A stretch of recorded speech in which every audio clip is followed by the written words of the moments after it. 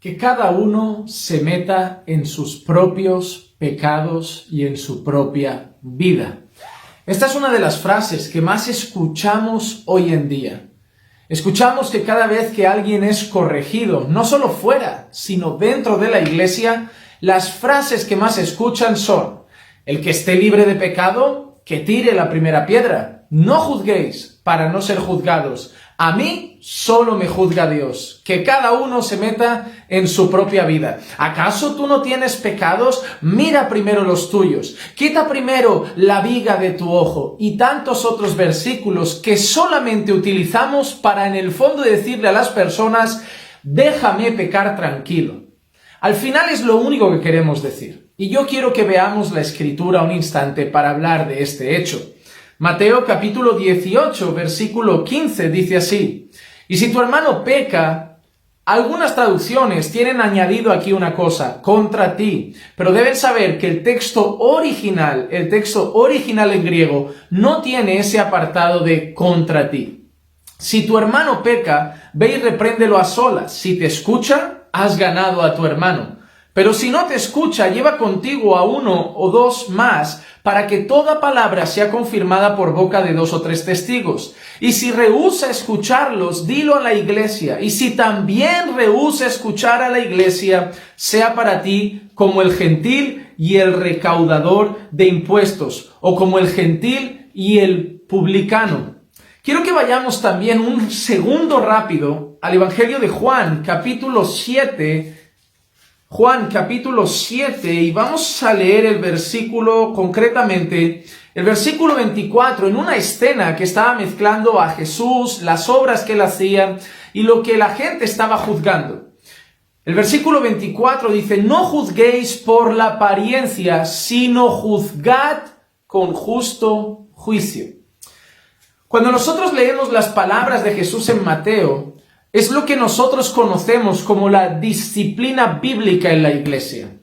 Obviamente, la Biblia no nos enseña a acusar falsamente a los hermanos. Obviamente, la Biblia no nos enseña a considerarnos nosotros mejores que otros y corregirlos con dureza y buscando su mal o con un aire de orgullo o soberbia. Pero la Biblia establece que si nosotros vemos a un hermano que peca, tenemos no solo el deber, sino la responsabilidad de, con amor, humildad y buscando el bien del hermano y su restauración, corregir al hermano.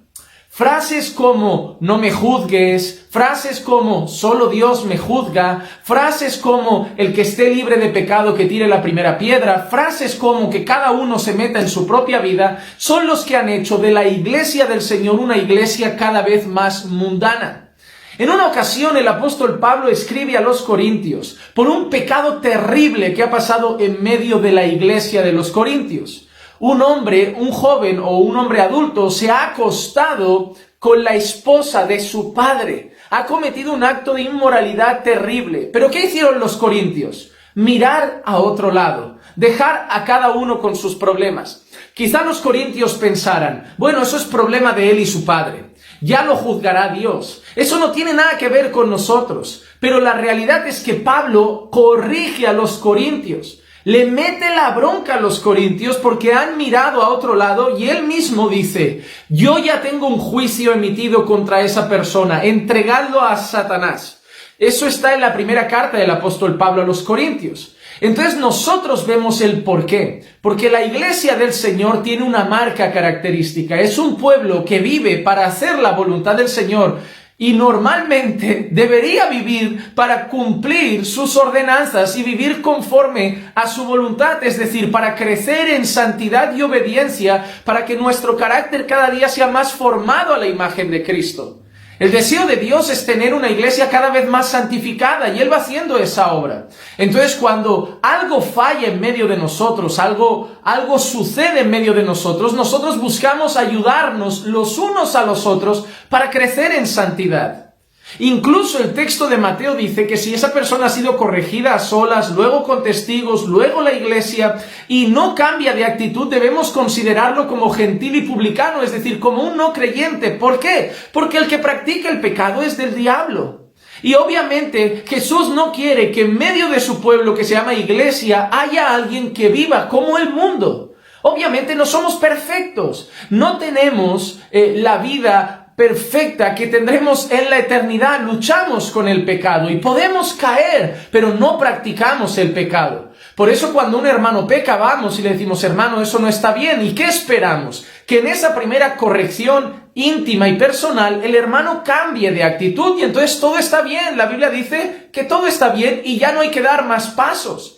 Pero si el hermano sigue adelante con su pecado, hay que llevar 2 o 3 testigos. Y si el hermano sigue adelante con su pecado, hay que decirlo a la iglesia. Y después de que la iglesia ha intentado que el hermano viva conforme a la voluntad del Señor, si el hermano sigue practicando el pecado, la iglesia entonces tiene que tomarlo como si realmente fuera alguien que no hubiera nacido de nuevo. Porque el verdadero Hijo de Dios ya se habría arrepentido en todo ese proceso de disciplina. Una vez un joven llegó a una iglesia a la que empezaba a formar parte y estaba cenando en casa de uno de los pastores de esa iglesia y había otro hermano. Y ese joven que recién se había integrado a la membresía de la iglesia le dijo a ese hombre ya adulto de esa iglesia local, le dijo, hermano, quiero que sepas que tienes libertad para corregirme. Si ves algo que está mal, si ves que fallo en algo a Dios y algo no he hecho bien, tienes libertad para venir y corregirme con total libertad. El hermano lo mira y dijo, no necesito tu permiso. Soy responsable de hacerlo, por el bien de tu vida espiritual y por la gloria del Dios Santo que representamos como iglesia.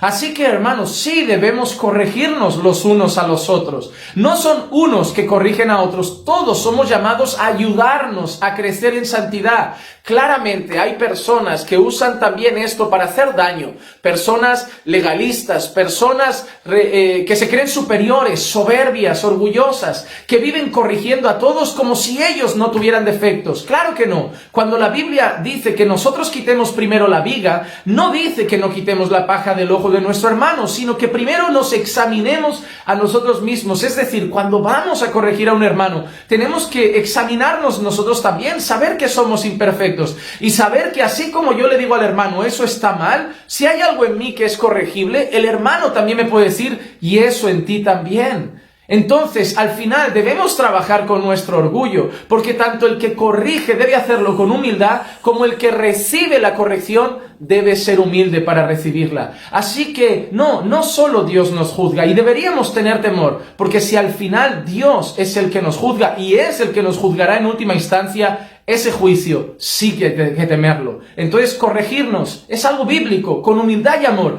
para la restauración del hermano y para ayudarle a crecer en santidad. Pensando bíblicamente, junto al pastor Juan Manuel Vaz.